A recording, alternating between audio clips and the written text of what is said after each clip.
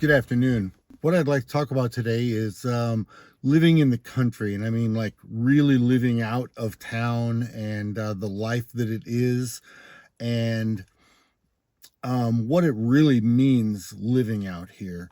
It's a common theme right now. A lot of people want to be homesteaders. They want to really get out of town and live off the land, be self-sustaining. And I think all those are very, very important things, and I don't want to deter anyone from doing so.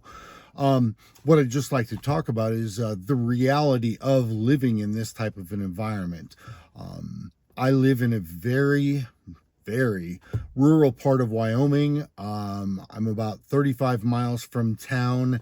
And when I say town, I mean there is nothing between myself and that town. I live about 35 miles. There's no gas stations, there's no convenience stores, there's nothing between myself and town.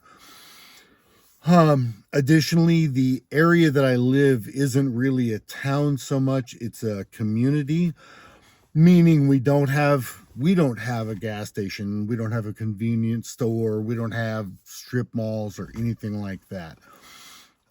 I live in a very small community of about full-time residents. There are probably 500 full-time residents. There are people who own a second home here or something along those lines, so that in the summer they can come out and enjoy the beauty for a little while, but then they go home to where they live. You'll have to excuse me as well. I have some notes down here to make sure I don't miss anything. I'd like to really make sure I cover everything that I thought of. Everything that I'm talking about today are going to be pros or cons out here. And again, I'm not trying to deter anyone from living out here. Just the opposite. I wouldn't trade living out here for the world. I've traveled quite a bit. I've been to India, Japan, the UK, Germany, France, Brazil. I've traveled all over. There's some beautiful cities out there. I don't deny. I think other than maybe the favelas, the cities in Brazil are beautiful. Rio, for example, is gorgeous. Nonetheless, I wouldn't trade any of that for where I live here. Let's see, make sure I'm not missing anything. So when I say town, we live 35 miles from town. Even those towns are relatively small. The one town, the bigger of the two towns close to me, has about 10,000 people. So it's got a Walmart, it's got your general fast food, Wendy's, McDonald's, whatever. There is a Walmart there. The other town is about 30 miles. It's not quite as far, but it's got about 5,000 people. Um, there's no Walmart. There are some fast food places and that kind of thing, but it's not nearly as big. I'll just put it that way. If I want to go to a big box store like say Home Depot or Lowe's or something along those lines, it's about 100 miles for us to get there. That the nearest big town like that, being 125,000 people, is about 100 miles. Overall, Wyoming is physically, geographically, Wyoming is a really large state. It's like sixth largest in the country or something along those lines. But it's got a very small population. The population of Wyoming as a whole state, not a city or a town, the whole state has only got about 500,000 people, and that fluctuates quite a bit depending on oil drilling and oil exploration. So when drilling really dies down, we do have a large population of people that actually leave the state because we really don't have a lot of other. We don't really have a lot of other industry. We have, like, say, the oil and gas. A lot of people here are ranchers, farmers. truck drivers.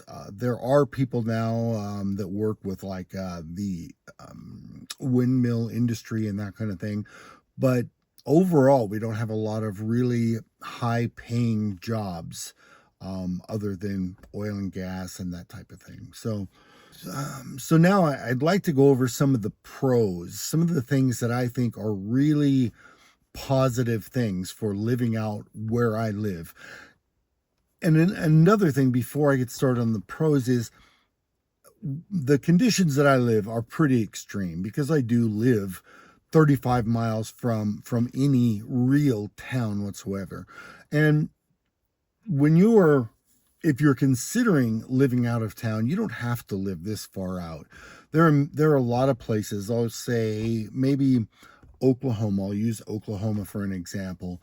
You may have a place that is about 10 miles out of town, and it because of the forest and the timber and trees, you'll find that it seems like you're a long way out of town because you don't have as many neighbors and you have a lot of trees and that kind of thing. So some of these things won't really relate as well because you aren't more than 10-15 minutes from town. But the experience that I have is with a place that is a long way out of town. So I just wanted to make sure that that you don't have to live this far out. It's an extreme for most people to live this far out. Hi, I'm Tracy, and this is Working Man's Revolution. Please like, subscribe, and leave a comment. One of the positives for sure is that we don't have a lot of neighbors. Like I say, the community out here is about 500 people, which means, we do have quite a few single people, but overall, the majority of them are married. So that means, 200 houses. There's probably 400 houses out here, 400 homes. But again, a lot of those are empty most of the year. They live somewhere else and they've got probably 2 or 3 homes. But you don't have a lot of neighbors, which is a real positive as far as I'm concerned. There are numerous things that this is beneficial. You don't have a lot of people watching you all the time. You don't have someone, you don't have to keep your blinds closed because people are walking outside. You don't have, you don't have to close all your blinds because the neighbor right outside is looking through your window and that kind of thing. Our closest neighbor is a couple of 100 yards, and they're very private people, so they're not, watching what we're doing all the time over here, and vice versa. We're not looking to see what they are doing all the time. So you don't have nosy neighbors kind of what's going on, what are they doing, and that type of thing. You're free to kind of live your life the way you want to live it, pretty much, without worrying that the neighbors are going to be right on top of you nitpicking about your grass getting too tall or anything like that. So other things that go along with that is you can be a little louder than you would typically be if you live in an apartment in town, and say you have some sort of celebration or whatever, and you're having a party. If you start getting a little loud in an apartment complex, people are going to be banging on the walls and turn it down. Police may be called or whatever. Out here, if you wanted to have a celebration, say a wedding or a graduation celebration, something along those lines, a 4th of July event, most of the time you can get as loud as you want and nobody's going to say anything.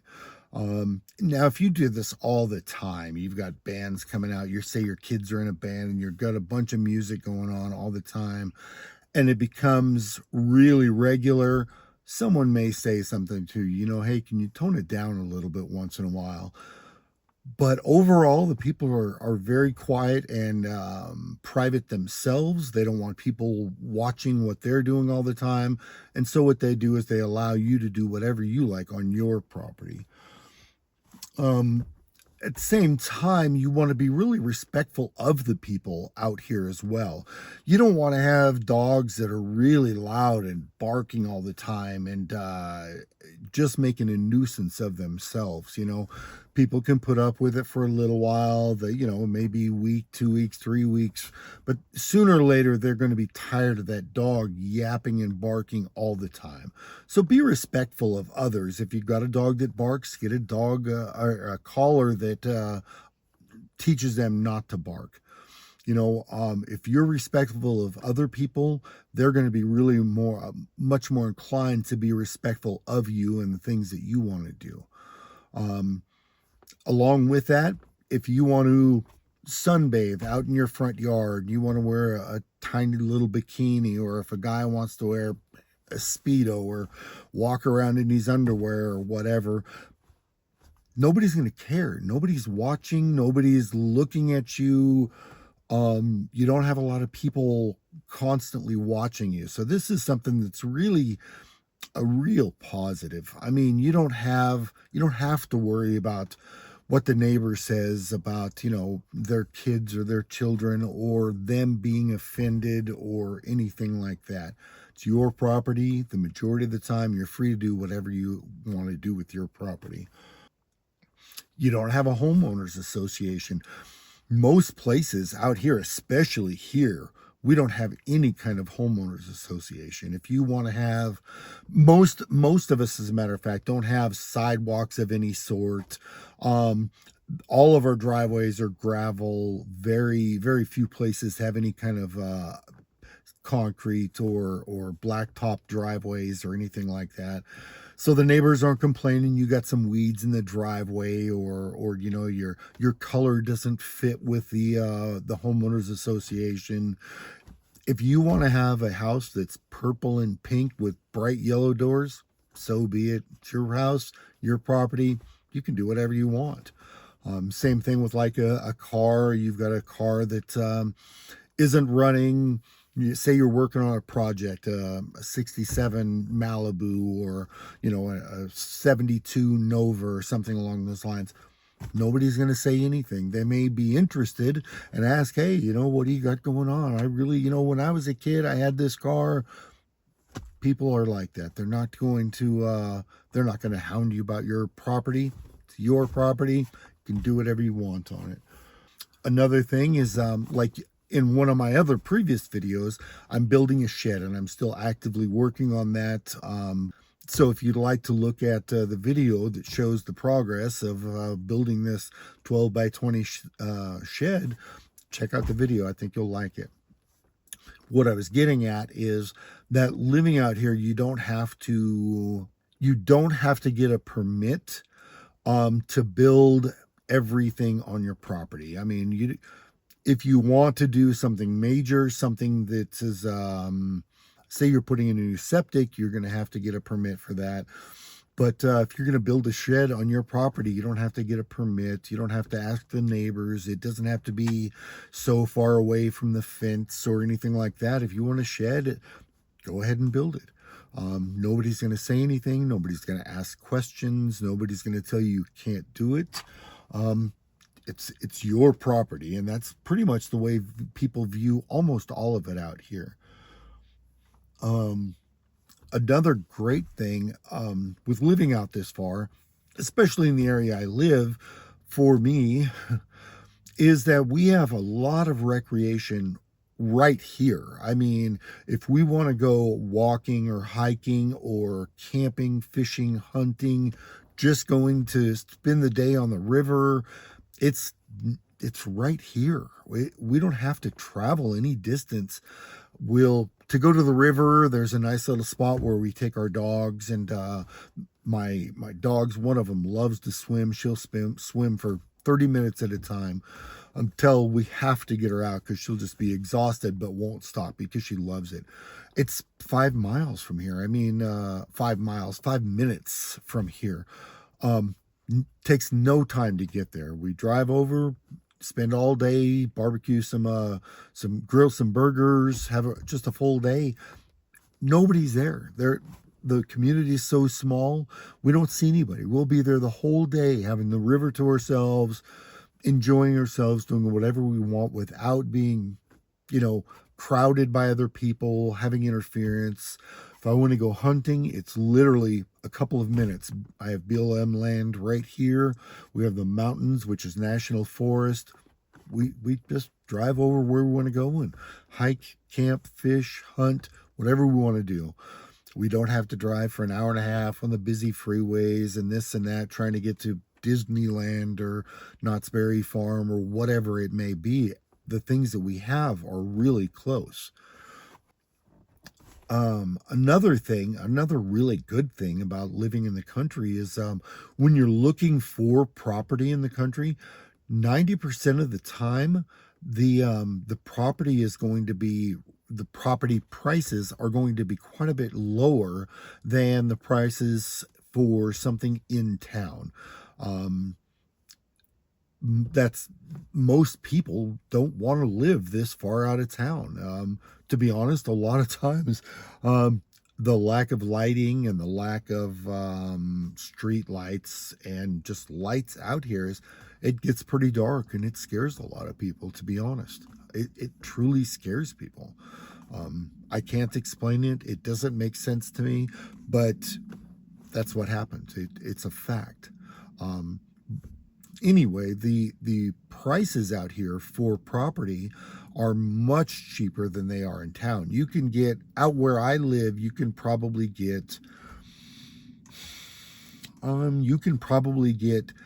5 to 10 acres of land for less than you can get a single acre near town itself there. Just because people don't want to live this far from town. It's a completely different lifestyle, and people they want the convenience of town. So prices are much cheaper. Along with those prices being cheaper, though, there may be a reason. There's an area right here, no more than 5-10 minute drive from where I live, that is, for a very long time, very few people lived in that area for good reason. It was beautiful. It is beautiful. It's absolutely stunning. It's right on National Forest, just butts right against there. It's got some beautiful mountains and just sheer beauty right there.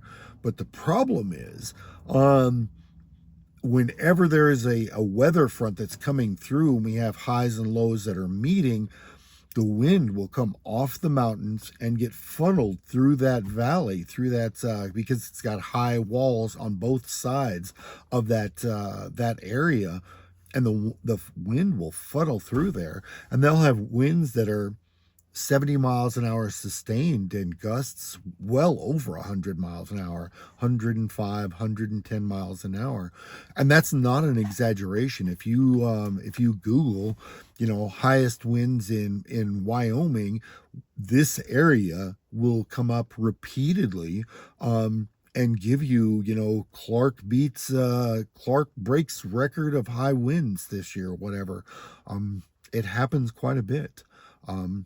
We do have quite a bit of wind where I live, so it does deter a lot of people from living here. It's just another thing that we deal with living out here. It's similar to, say, Florida. They have hurricanes, so you can choose to live there and take your chances every couple of years, 5 years maybe, of a big storm coming through. And hopefully everything survives. If so, you continue on living. If not, you rebuild. And that's something that we don't have. Our homes are built a little differently, but we don't have a lot of major destruction, although sometimes it does. The wind literally blew the roof off my neighbor's house right over here a couple of years ago.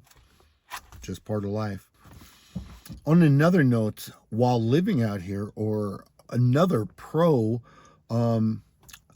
real big positive for living out here, is if you want to get away from people, say you are really not a social person, you don't enjoy spending a lot of time with people, you'd rather be away from people and just kind of get away from the rat race, this is a really good place to do it.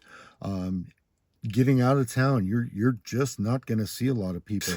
I've made a video about my job, and with my job, I don't live here all the time. I when I work, it's, sometimes it's in a different state. I live in that area for about 2 weeks at a time. Then I come home and I'm here for 2 weeks. But the point I'm trying to make is that when I am here, um, I can stay out of my place. There, I have a ton of work to do. I'm trying to get this place, I'm trying to continue to make it more and more self-sustaining. But I can stay out here on the place and I won't see anyone, no one other than my wife for the 2 weeks that I'm home. No one. Um, we just don't have neighbors that want to come pop in or anything like that. We don't see people, like, say, we don't have a sidewalk. We don't have people walking along the streets or anything like that. All we have are primary roads and dirt roads. You'll have people walking on dirt roads, but I don't live near one. So we just don't have, we're not going to the convenience store bumping into people and dealing with other people or anything like that. So if you like the solitude, peace and quiet, and you don't want to deal with other people, this is a great place for something like that. You can stay in your place and you can go as long as you want. As long as you got food and water, you can stay out here 2 months and never see another person. Generally speaking, the people that live out here are very, very independent. They don't ask for help. They try to do everything on their own. They're very, very, very seldom will they ask for help. And if someone asks for help, it really took a lot for them to ask for that help. So if you're available and you can, I always try to help. If someone comes to me and says, I really need a hand, I've got the tractor that I need to change bearings on, and I really need a hand getting this tire off, or something along those lines. I need help lifting this transmission into place so I can get a few bolts started. Absolutely. If I'm available, I will absolutely come help. Because I know that this isn't something that is just a whim, my sidewalk needs shoveled for snow, can you come help me? People won't do that. They really hate asking for help. So when they do ask for help, you know it and it's important and you really should try to help them. Similarly, and along those same lines, people expect you to be somewhat the same. If you meet people out here and you've made friends and you're trying to build something, or you have questions, you want some help, there will be people more than willing to help, and they'll want to help you. However, your other neighbors don't want you running to them every time, oh, my faucet is leaking, can you help me? Oh, my sprinkler's not functioning properly, can you help me? People will get a little agitated with you constantly asking for help, because these are things that you really need to start figuring out. If you live out here, you need to be able to overcome small, and most of the time, to be honest, you need to be able to overcome big issues that arise within your house. It's pretty important. Also, going along with the privacy, as a kind of return back to that, is that people give you all the privacy you need, all the privacy you want. If you don't mind people looking and you want to sunbathe out right next to the road, so be it. But generally, people will give you as much privacy as you want, but they also expect the same courtesy from you. If they've got something going on and you've not been invited, they would expect you to allow them to have that privacy. So just remember it. That's something that's pretty important to other people, not just ourselves. Something else that we do out here is we watch out for people. So if we have our neighbors say they're going to, I don't know, Wisconsin for a couple of weeks, see family, whatever, If we know they're gone, we kind of keep an eye on their place. If we see a strange car there, one that we typically or car we've never seen before, black Suburban or something crazy, blacked out windows. If we see that, we're gonna make note of it. Hey, I see there was a black Suburban. Try to get the license plate. Um, and just kind of keep an eye on it. Now, when your neighbors return, and obviously you're talking to them, you'll know pretty quickly if they're missing things, if their house has been robbed or whatever. And if that's the case, then hey, there was this black Suburban there. It was this day. I got the license plate. They were there for about an hour. We didn't know if they were family members, but we got the information if you need it. If something's missing, this is the information. It's very helpful because we don't have a law enforcement presence out here. But at least with an eye on other people's property and other people's things, it will help. It's kind of a community watch, if you will, taking care of each other without kind of stepping on toes, if you will. As I've said, I wouldn't trade this life for any big city in the world. Not Mumbai, not Rio, not London, not Berlin, not wherever. I won't. Not Paris. Beautiful cities, beautiful places, great, beautiful people, but there's no way I would trade that life for the life I have here. I just wouldn't do it. The things that I'm going to mention now are things that I would consider cons, but with them being cons, they're more likely things that are once you live out here for a little while, you learn these things, and you'll start learning and building a wealth of knowledge, and being able to take care of things yourself. And that goes back to what I was saying about the neighbors and asking for help and that kind of thing. When you live out here, people expect you to be able to take care of a lot of your own problems. If you've got a toilet that's leaking, you don't just call the neighbors or call a plumber or something like that. You have to learn. Okay, you take the lid off, there's a float in there, you've got to kind of wiggle the float, or you've got to try this, or you've got to try that. If it continues, you've got to shut the water off. And I know that this may sound really basic to some people, but for some others, a leaking toilet is a catastrophe. They don't know how to shut the water off. They don't know how to use a plunger. They don't know what to do. We live 35 miles from town. Plumbers don't just pop out here and, hey, how's things going? Let's get this fixed. It's really, really difficult to get a plumber out here, to get an electrician out here, to get a repair person out here. They're busy enough in town that they really don't need to come out here.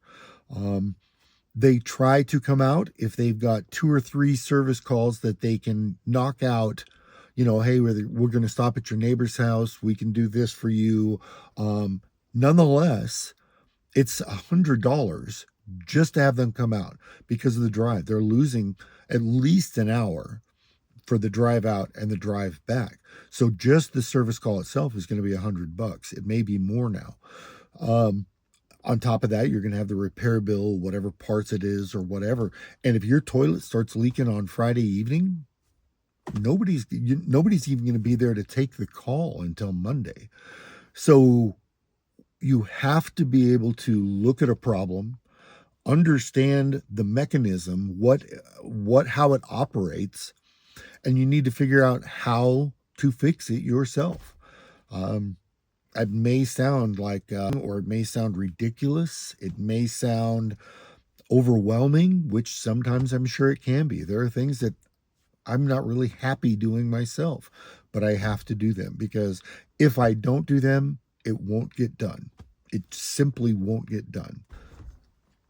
Another thing that we don't have is city water.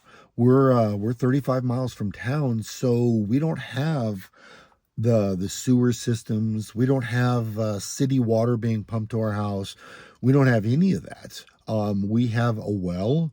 We've got a well pump. We've got a little well house that has a pressure tank in it to keep your pressure balanced while you're using water.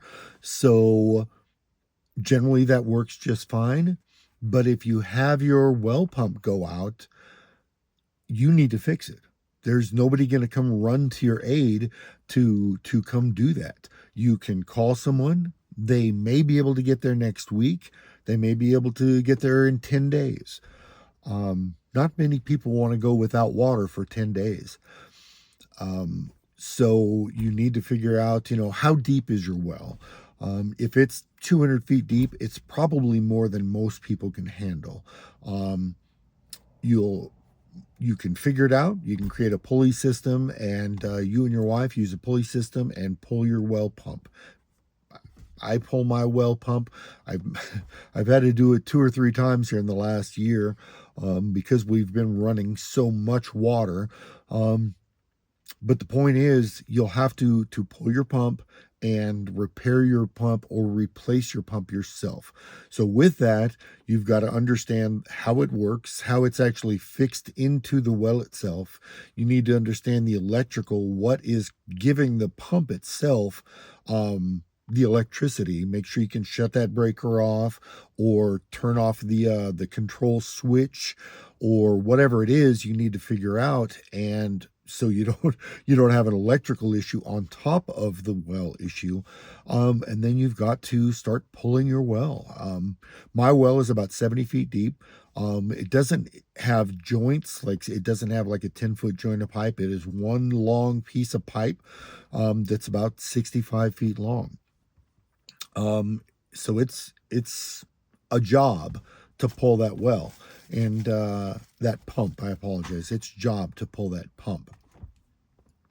When you do that, you get it out, get all your water line out, you get your pump out, you've got to take your pump off, you've got to go to town, get a pump that's similar, it's the right voltage, the right horsepower, the right gallons, and then you come back, you hook that back to your water line. You have to do the electrical. It's an electrical pump, so you have to do the electrical and then put it back down in your well and make sure that it's seated properly so that you do have water. It's not something you just pop out and do in 20 minutes. This is a process. To get the power killed, to make sure that you've got the power killed, to fish out where it's seated in the well, to pull the pump itself is probably an hour and a half. Taking the pump off of the water line, getting rid of the electrical wires, taking it to town is going to be at least 45 minutes to town, finding the right pump. Maybe Tractor Supply doesn't have the pump, but some other place has the pump, so you're going back and forth between stores. It's something that it's a difficult task, but you have two choices. You can do it yourself. There's probably someone in the community that can help. Or you can wait for someone, and it may be a week, it may be 10 days, it may be 2 weeks. Most people don't want to wait for 2 weeks without being able to flush a toilet. So with that, I would recommend that you have 5-gallon jugs of water and have those just set aside in put a couple in each closet so that if, for example, your water does go out or your power goes out and the pump can't refill the water, you could still use toilets. You can dump some water from one of those jugs into the back of the toilet, put the lid back on. It's going to function just like usual. The only difference is when you flush it, then you have to fill it back up yourself. These are things that you need to know and understand before moving out to a place like this, because it's not for everyone. Without being rude, there's not a large population of people that want to deal with these problems themselves. They're very used to the convenience of, oh, my water's leaking. I'm going to call the plumber. The plumber's over in about 25 minutes and they come take care of it. That would be great, but that's not how it is out here. So you just need to be aware of that, and be able to work through that. And again, I'm not trying to deter anyone. I think this is a fabulous life. It truly is wonderful to live out here. I'm not overly social. I'm not a social butterfly. So I don't mind not having a lot of people out here. I can gladly go for 2 weeks without seeing anyone other than my wife. That works for me. I'm good with that. She is just the same. She is not a big social butterfly, doesn't want to run off and go to this event or that event. So we're good by ourselves out here taking care of the things that we need to take care of. Something to consider as well. I'll go back to replacing your pump while you're in town. Is if you had to get a couple of PVC elbows or connections or different things like that. If the task requires 2 elbows and a short nipple and a couple of different items, get double of what you need. If you need 2 1-inch elbows for PVC, get 4. If you need 3 6-inch nipples, get 5, get 6. Because there's nothing worse than pulling this well out, there's nothing worse than pulling the pump out. You're physically exhausted. You take the well pump off. You go to town. You get the parts that you need. You come back in. You run the well or the pump back in the well. And you've got 2 fittings, which is exactly what you need. And you break one. Now you've got to go back to town. You're still without water. And you've got to go back to town. So at least an hour and a half just driving. And now if it's 6 o'clock at night, Ace Hardware is closed. There's no place in town that's going to have the part you need. So I know it sounds a little redundant. Keep a box of PVC parts. Keep extras, whether it be 1/2 inch, 3/4, 1 inch. Get double. Now, once you've built up a stock of these things, you don't need to do that every time because you've got them at the house. But you need to think like that is, what if this breaks? What if, while I'm putting it back together, this happens and now that's not going to function? What am I going to do? It's important that we pay attention to that because, like I said, there's nothing worse than, Saturday night, finally we're going to have water again, and I tightened that nipple into that elbow too tight and it cracked, and now it's spraying water everywhere and I don't have another one. Generally, wives and children are really not happy when that happens.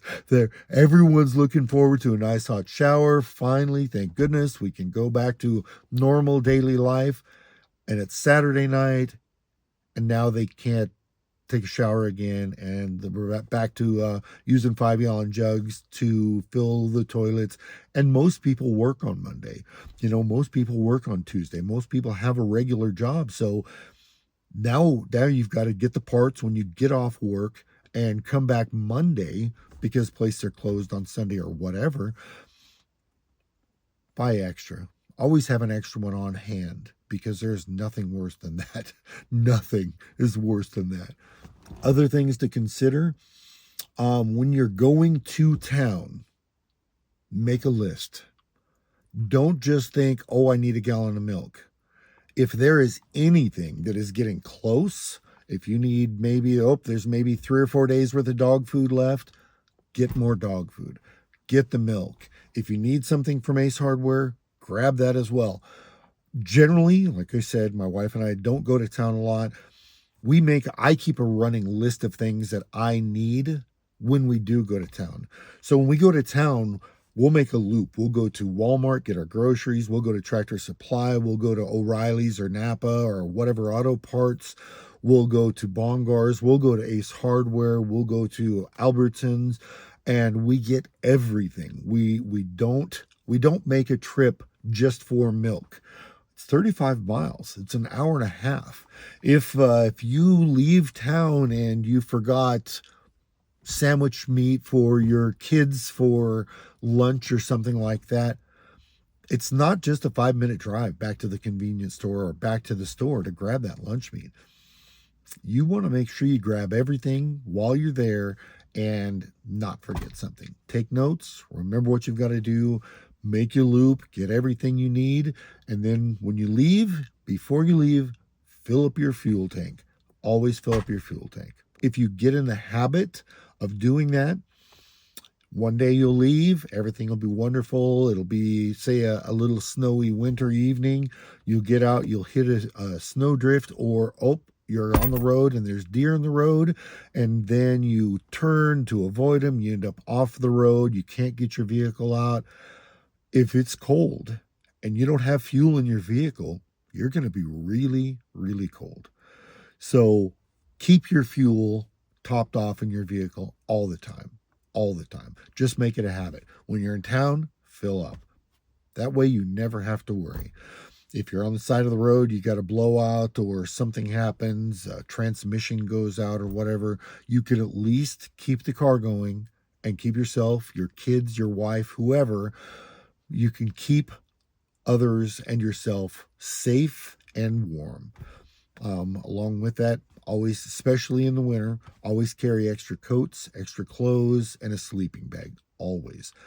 If you end up on the side of the road and you didn't get fuel, you'll be able to put an extra coat on. You'll be able to put some extra socks on. You'll have a sleeping bag for the kids to, okay, guys, go ahead and get in this to stay warm.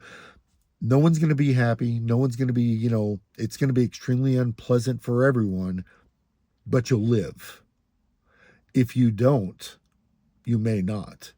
Freezing to death out here happens. I won't say regularly, but more often than it should.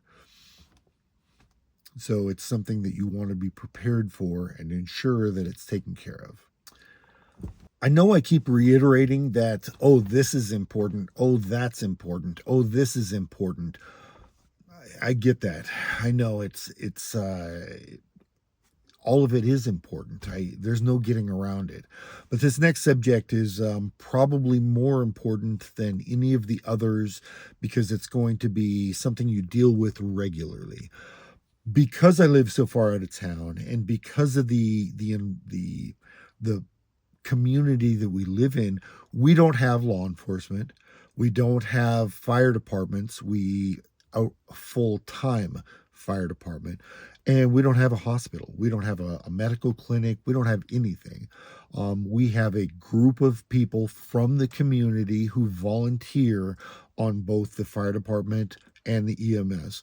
We've got probably, I volunteer. I'm on both the fire department and the EMS. We've probably got 15 people total that volunteer their time for both fire and EMS. Doesn't matter the call we get, we respond. Whoever is available at that time responds to the call. Now that means if a person is having a stroke, we being out here working, doing whatever we're doing, say if you're in a tractor, cutting hay, or if you're building a shed or whatever it may be, you've got to put all your things down. You've got to, put on a little bit better shirt. You've got to, pardon me, jump in your vehicle, go to the fire hall, get the ambulance, and respond, pardon me, and respond to wherever the scene of the incident may be, whether it be medical or a fire or whatever. So that being the case, you need to understand that if you've got, say you're allergic to bees, you've got to carry an epi with you everywhere because we don't have a hospital right here. If you get stung by a bee and you don't have an epi, it's going to take 10 to 15 minutes for us to put down what we're doing, get to the fire hall, swap vehicles, and get to your location. For some things, that's too long to wait. If you have a medical condition, heart problems or something along that, diabetes, you need to really work to take care of it because all we are there to do, all we can do is we're trained to stabilize the patient. We can't take you to town. We don't have the authority to do that. we're there. We take blood pressure. We take, blood glucose, blood sugars, pulse, your blood pressure, and those kind of things to stabilize you. We do this while we're waiting for the ambulance to get to your house or your location from town. They're coming from 35 miles away in an ambulance to your location. All we're there is to help stabilize you so that we can get you into the city or the county ambulance so that they can get you back to town to a hospital, to the emergency room. We are all trained as EMTs. My wife is a nurse, so she's a huge asset in that she's a huge asset for the community with being a nurse and being on the department. But if she's working or if myself and her are out of town, you have EMTs that some are trained more than others, but some that are just basic EMTs. That's all they are. They can assess the situation. They can assess the patient. They know to check your oxygen level. So if you're below 95%, they start giving oxygen. If they see a broken limb, they can stabilize it, things like that. But our primary purpose is just to stabilize the patient until the other ambulance crew arrives. The same thing with fires. It's a very small group of people. Like I said, 15 people, maybe, depending on if we have a big fire, you might get 20 people turn out. We've got 3 trucks, 3. That's it. And 2 of them aren't wildland. So if you live in a place that is really difficult to get to, back in the hills, got to cross a bridge, whatever, we have 1, maybe 2 vehicles that can get into that area for fires to help prevent your house from being burned down. These are really important things to understand. Schools as well. In this community, we've got an elementary school. It goes from kindergarten through 5th grade. Beyond that, your kids have to take a bus to town 30, 35 miles away to go to school. It's something that you really need to consider. We've got good schools. Our state is much more conservative, so our education department at the state level is much more conservative, meaning we don't have a lot of really liberal policies that you may find in California or New Jersey or New York or Philly or some of those places. We have a pretty conservative education department, and we pretty much stick to, the basics, your history, math, English, and that kind of thing. We don't have a lot of policies. Hiding information from parents, that's not something that happens here. So these are things that are really important to take into mind when you're considering living in an area like this. Another thing to think about is what career you have, what jobs you would normally take, whether it be both your wife and you or your husband and you. I apologize for saying your wife and you all the time. I work with men. The majority of the people I come in contact with are men. So typically I would say whatever you and your wife do. I'm not trying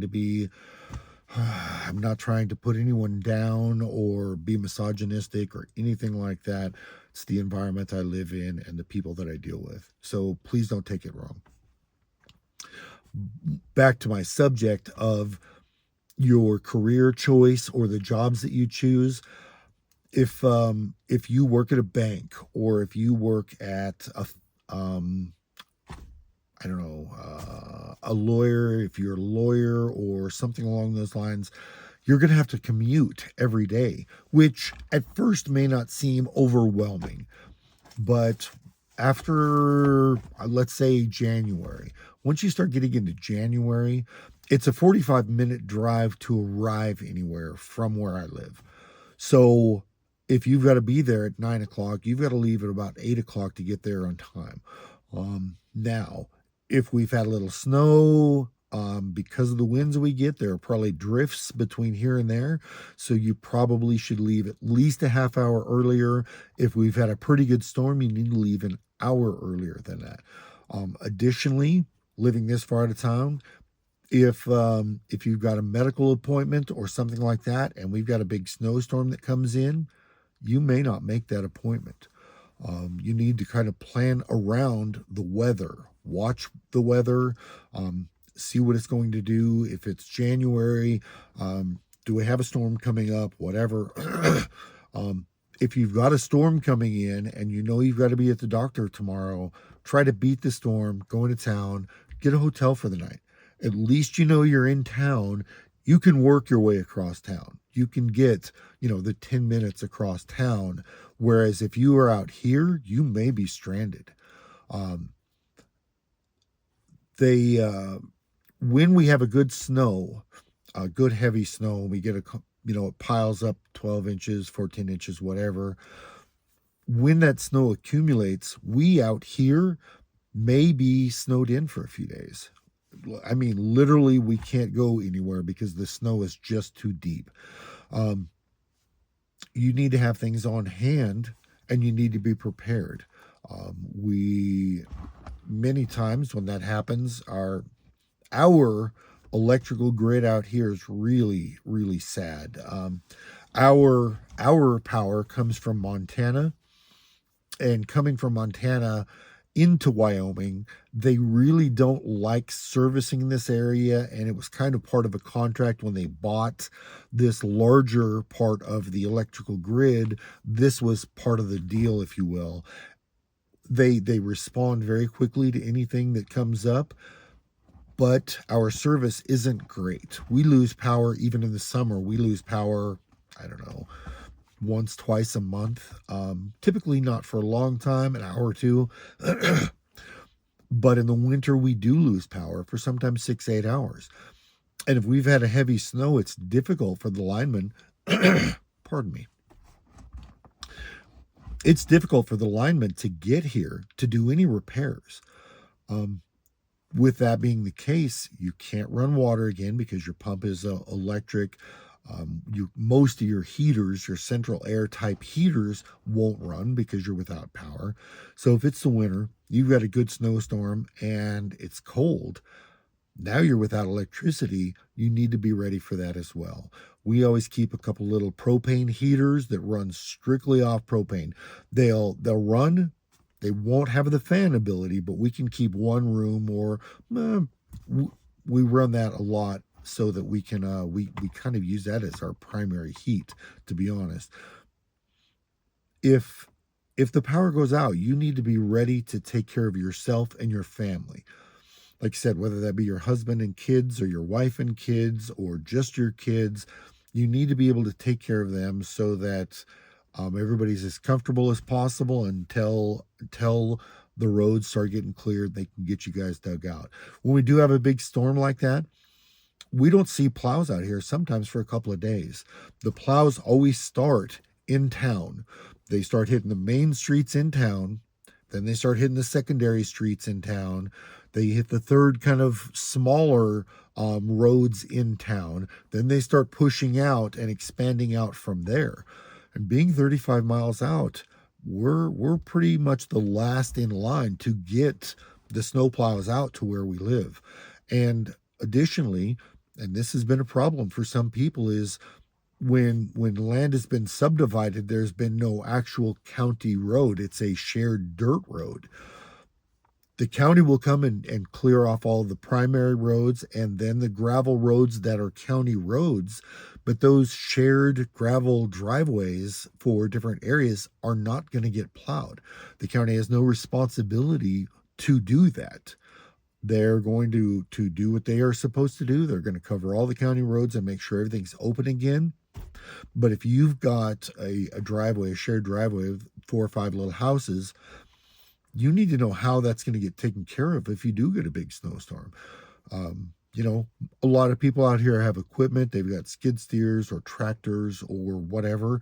So generally, those people will start working on clearing the roads as soon as the snow stops.